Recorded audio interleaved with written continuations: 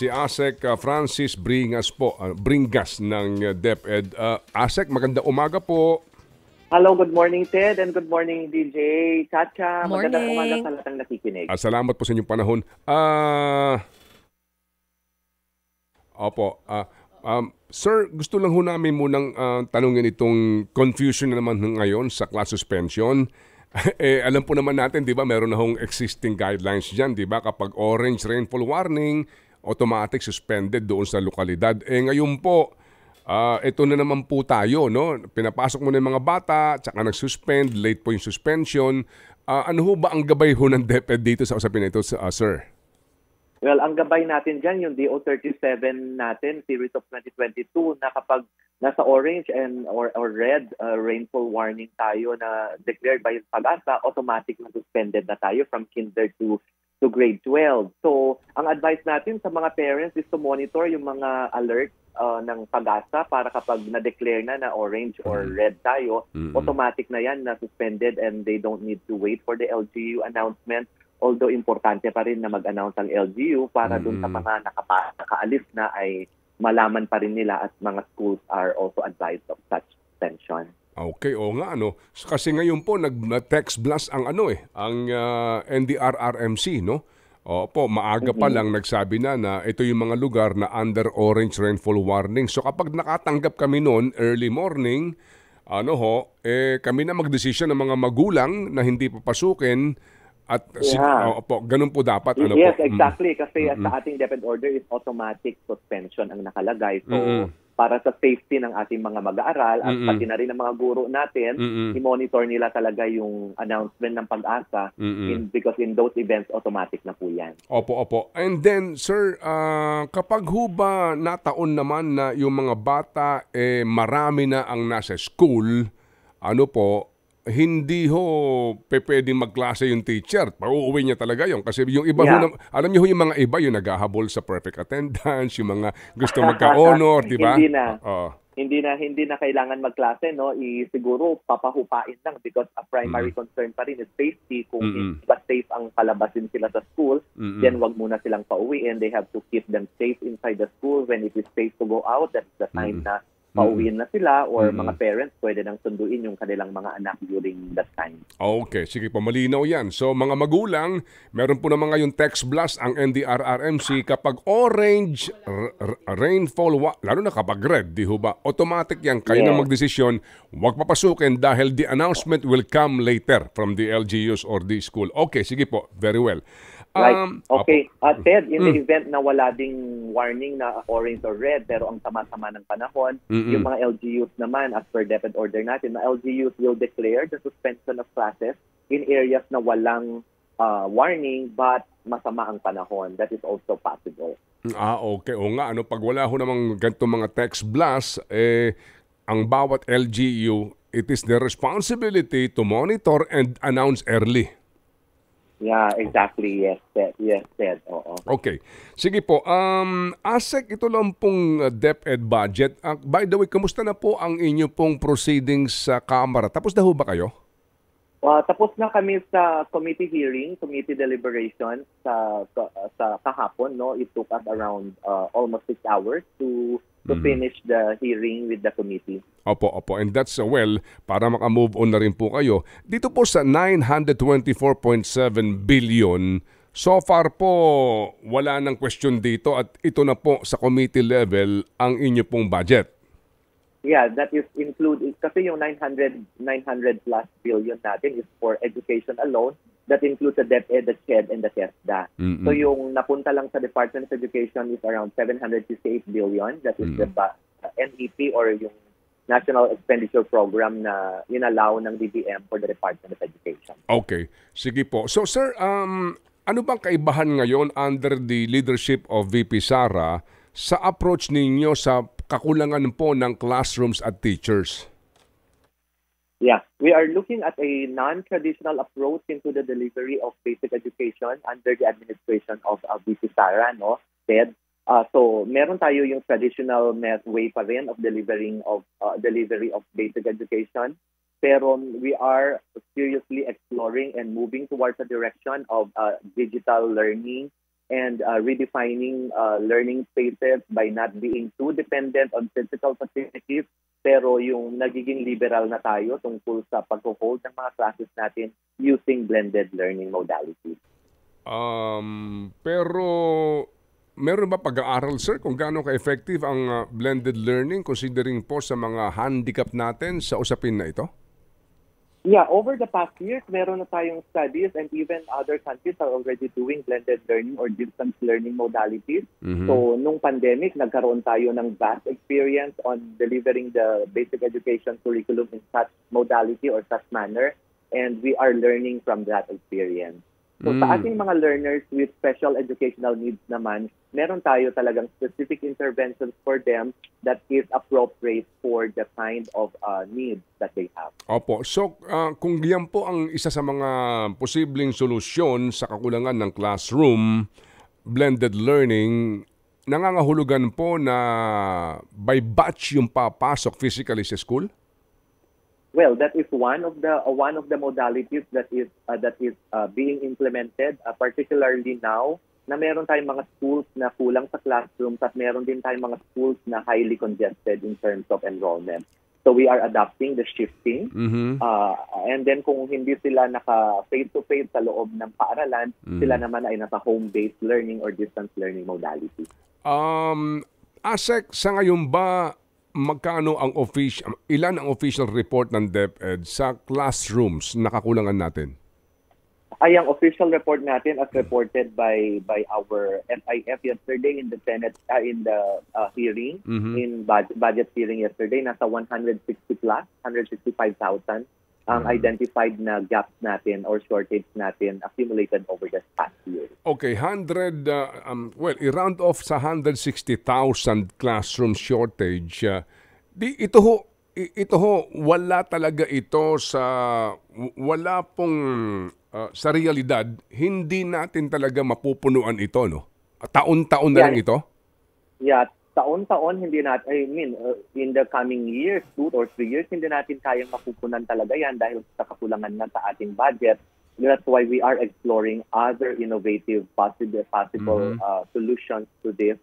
So, yun nga, yung ating direction ngayon. So, impossible kasi na at one time, mapunan natin lahat yan because we have fiscal space to think of, and then we have yung mga limited ang ating mga buildable space, and particularly in highly urbanized areas. Napag-uusapan ba ho din sa inyo pong, sa ngayong panunungkulan po ng bagong administrasyon sa DepEd, yung pagbabago sa disenyo ng ating mga silid-aralan? Bilang halimbawa, ngayon po kasi may mga classrooms nga, 40 lang ang dapat na laman ng mga estudyante. 60 sila, so siksikan. Yun ho bang bago na, moderno na ng mga classrooms na mas malawak, mas malaki, and appropriate sa panahon ng klase ng tag-init, kung saan po naman sobra ang init? Yes. Hello? Yes, Hello? yes sir. Yeah. Narinig yes. nyo? Opo. Meron tayong convergence with the DPWH, no? At nagko-consult din tayo sa ating mga other relevant agencies when it comes to design. Kasi nagdidisenyo na tayo ngayon with DPWH ng mga disaster resilient classrooms at kung paano i-retrofit yung ating mga existing classrooms para maging safe sila pagdating sa mga natural calamities na ito. At yung ating interior naman ay tinitignan natin yung maximization of the 7x9 classrooms that we have para hindi siya masyadong crowded sa loob. So yung mga extra and other unnecessary furniture that are placed inside the classrooms ay hindi na natin, tinitignan na natin na ma-decongest yung loob ng classroom. So ano ho yan? Magkakaroon tayo ng mga parang mga pilot o mga model classrooms na eventually. Yes, exactly. Yung ating magiging new school building program ay magkakaroon na tayo ng mga bagong design which are disaster resilient. Opo. And sir, sa kakulangan po ng teacher, paano po ang pag-address na sa ngayon po ba ilan ang kakulangan natin sa actual na mga guro na dapat na andoon po sa silid-araran? Yeah, as reported by our HROD yesterday in the hearing, we have around 80,000 needs for teachers. para ma-meet natin yung ideal natin na 1:45 or 1:43 average in the grade levels. Pero habang hindi natin yan napupunan, tinitignan natin yung mga teacher deployment natin, yung analysis of our teacher deployment in division offices, para yung mga schools na merong excess ay napupunta sa mga schools na merong identified na shortage natin. So for now, yan pa lang yung intervention na ginagawa natin. At alam naman natin kasi na every month meron tayong nakikitang mga unfilled teaching positions kasi mabilis yung turnover ng ating teaching positions because of retirement and other separation separation from the service due to other causes. Opo. Sa timetable po dito, the same issue, budget constraint din ang problema po natin dito o may mga actual na kakulangan sa public school teachers dahil ang iba po nag-iba ng trabaho o nag-abroad na? Well, yung kakulangan natin, no, ang pinag-uusapan kasi natin sa pagkulang, sabi natin yung mga plantilla positions natin. So based on the plantilla and based on the studies overall, yun nga yung 82,000 na kakulangan natin. Yung mga umaalis naman ng bansa because of other reasons or other resignations and others, yan naman ay natural vacancies natin, nasa plantilla yan at pwede man natin silapan yan kaagad. Opo. So, doon po sa tulong ng LGUs, kasi ang bawat LGU naman din, may sarili silang special education fund na maaari magamit sa tulong sa inyo. Paano po ang inyong ugnayan doon para mapunuan po itong kakulangan sa teacher at sa classroom? Mayroon tayo sa mga local school boards natin, represented ang Department of Education because they co-chair the local school boards. At kapag meron tayong mga kakulangan sa teachers, nakakapag-hire din ang local government unit through the FEF and even from the general fund, nakakapag-hire sila ng locally paid teachers that are also licensed, preferably, para makatulong dun sa mga schools, particularly schools na merong kakulangan sa teaching. Opo. May tanong po si Chacha Asek. I hope you don't mind. Go ahead, Cha. Okay, Yes po. DJ Chacha. Oo. Kanina, sir, pinag-uusapan po natin yung blended learning muna sa ngayon. Ang nakikita nyo talagang solusyon tungkol nga dito sa kakulangan ng mga classrooms natin. As of now po ba, sa iba't ibang mga classrooms dito sa Pilipinas, ilan ang mga estudyante base sa range po ng mga nakikita nyo? Last time sa report sabi, meron daw mga 70 ang inaabot? Apparently, in the past, meron tayong mga 70, pero dahil sa shifting natin, na babawasan natin yung class sizes natin because of the shifting that we are implementing, no? So, meron tayong data ng mga schools all over the country, but I don't have the number now. Pero nakapag-gather na tayo ng data from all over the region ng mga classes na merong triple shift, may double shift, at mga single shift. So doon sa ating na-collectang data, doon sa mga provinces, wala talaga tayong mga triple or double shift. Ang meron tayong mga double shift and triple shift are the highly urbanized cities and even the major cities in the country. So meaning po, ngayon, halimbawa dito sa Metro Manila, kung saan maraming estudyante, wala na po sa ngayon yung mga ganong kadami kasi nga may mga double and triple shifting na? Wala na tayong makikita na 70 na estudyante sa isa pong classroom? Yan yung ina-arrange ngayon ng ating region kasi ang ating region ng NCR is piloting a standard system of instituting or initiating blended learning at tinitignan nila na baka pwede nang i-reduce yan into double shift at the most, two shifts at the most, at magiging reduce din ang kanilang mga class sizes because of this modality that they are going to institute. So meron pa rin talaga, ASEC? Marami pa rin? Meron pa rin talaga tayo. They usually start at 5:30 or 6 o'clock in the morning and they end around 6:30 to 7 p.m. pag double shift tayo. Ito pong shortage ng teachers na 80,000 na alarming, no? Paano nyo po kaya yan tutugunan sa ngayon? Medyo alarming po siya. Hindi lang po actually sa mga pampublikong paaralan, even sa mga, lalo na sa private schools, ang dami din pong kulang ng mga teachers. Ano pong solusyon ng DepEd dito?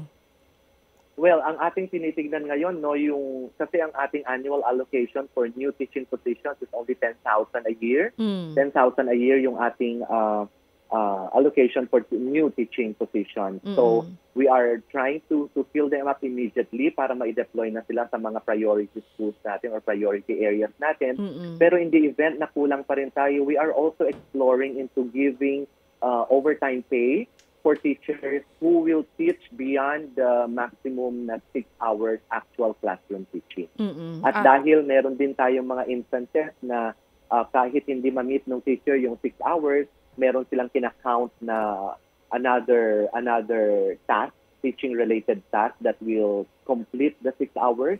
So kung meron na tayong mga tinatawag na admin positions or non-teaching positions, they will take over this other ancillary task so that teachers can actually hold classes ng maximum of 6 hours. So narinig ko po overtime pay for teachers po ang kung sakali, no, na maa-aprobahan. Hindi pa yun po, hindi pa sigurado. Hindi pa sigurado because we have existing policies na civil service rules na ang ating mga teachers they are not entitled to overtime pay dahil ang kanilang binibigay natin sa kanila ay mga service credits na tinatawag. Yung kakulangan po ng mga teachers dito sa Pilipinas, kapareho ng kakulangan din ng mga nurses dito sa bansa. Dahil ang dami na pong mga nag-a-apply sa abroad, ano? Dahil nga po sa mas competitive po talaga yung sweldo sa ibang bansa. Are we eyeing po ba na taasan kahit kaunti or sundin yung hiling po ng pagbigyan, yung hiling ng mga teachers natin sa aumento po sa kanilang sweldo, lalo na po yung mga kapapasok lang, yung mga unang taon pa lang sa serbisyo? Oo, we are not opposing naman yung pagtaas ng salary ng mga teachers. We are supporting that. Kaya nga yung mga bills that are filed in Congress relative to this issue, we are actively engaged in those deliberations. And we are giving our position papers regarding those bills. Lalo po ngayon, punta naman po tayo, sir, tungkol po dun sa mga classrooms po na baha pa rin po hanggang sa ngayon. Ano pong estado nung iba? Ano pong plano rin nung hanggang ngayon hindi pa rin humuhupa yung mga baha? Paano po ang gagawin doon? Well, in the same manner, dun sa ating mga shortage of classrooms, ika-count natin yan na non-functional at the moment because of the baha. So again, they will adopt blended learning and alternative delivery mode. So meron tayong mga cases na ganyan during the opening of classes. Meron tayong ibang schools na hindi pa humupa ang baha. They were able to open officially but on a blended modality. Kasi may mga lugar ho talaga, ASEC, na ano na ho ito permanente na yung baha, no? Understandably, ito po yung sitwasyon nga at kanya-kanya na po itong adjustment na lang, case to case basis kumbaga ho, ASEC. Yeah, oo. May mga schools talaga na ganyan, pero dun sa mga classrooms nila na hindi naman nabaha, yun na lang yung gagamitin nila to implement the shifting of face-to-face to blended modality. Opo. Dito po sa sa order po ni VP Sara na definitely bare ang lahat ng mga classrooms. Meron ho ba kayo na monitor na hindi sumunod? Wala naman. At least in my case, when I visited some schools or many schools last Monday, wala namang hindi sumunod or nag-comply sa directive ng department. Meron lang tayo siguro yung mga hindi posters yung iba, naka-paint yung iba, but they have already plans of repainting the interior of their classrooms para makapag-comply sa ating directive. At ang importante dyan, they do understand the wisdom behind this at alam din nila na they are not or the order did not prohibit them from using instructional materials and audiovisual aids during the conduct of the actual lesson. Opo, meron po mga ilang artikulo galing sa mga dalubhasa, mga child psychologists at ilang pong educators na nagsasabi sa kahalagahan din po ng ilang mga materyales sa mga pader ng mga paaralan. Ito ho ba mga bagay na ito ay meron pong bisa sa kaisipan po ng ating kalihim para kahit papaano magkaroon ng pagbabago doon sa kanyang striktong panuntunan, sir? Yeah. Yes, Ted, there are studies that say, very important yan, that there are also studies that say na ang bare walls would also contribute to focus in learning. So it's just a matter of choosing a policy direction that is taken by the department. And this is the direction that we have taken. So I hope that the schools will give it a chance and then we will see how it factors in or how it contributes to more masterful learning of competencies when the classrooms are bare. Opo, sige po. But this is not cast in stone. Yeah, for now it is cast in stone. It has to be followed, kailangan, because it is a definite order. And then we will, of course, conduct a study. Titignan natin kung ano magiging epekto nito. And then if it's not going to be in favor of that, then we are of course willing to adjust if needed. Opo. Sir, hindi ko alam kung kaya niyo po itong sagutin, but if I may try to ask, no, ito hong confidential fund ng Education Department, para sa ho ba ito 150 million pesos? Well, in broad stroke, no, it was already answered by the Secretary during the hearing. At ang kanyang statement is education is intertwined with national security. So, kung yung titignan natin ganun ka-broad yung statement, but there are details and specifics of the statement, and it was fully explained by our primary spokesperson during the hearing. So perhaps we will leave it at that. And then yung ating stand talaga dyan is it is a proposal by the department, and we leave it to Congress whether to approve this or not. Trivial as this may sound, ASEC, but some schools public schools are soliciting money from parents to buy even padlock sa kanilang mga classrooms, no? Simply because walang pera yung paaralan na pampubliko, and some parents are saying na kung meron kayong 150 million pesos na confidential fund, ba't di mabilhan man lang ng padlock yung classroom? Well, yung mga padlocks and other equipment na kailangan ng schools, pwede yan or talagang meron yan pondo from the maintenance and other operating expenses of the schools that is given to them every quarter. So kailangan lang talagang maganda ang kanilang budgeting of the MOEs para makover lahat yung mga expenses na yan. Because we are strictly prohibiting our classroom teachers from solicitation unless they are entered into the Adopt a School program, para lahat ng mga donations natin are properly recorded by the school. Okay, sige po. So ASEC, Francis, salamat po sa inyo pong panahon na binigay po sa aming programa. Sa uulitin po, sir, ha? Yeah, always a pleasure, Ted and Chacha. Maraming salamat din. Opo, thank you. Si Deputy Spokesperson po ng Education Department, si Assistant Secretary Francis Bringas. Ted Filon at DJ Chacha. Ngayon, nasa Radyo 5, 92.3 News FM. Monday to Friday, 6 to 10 a.m.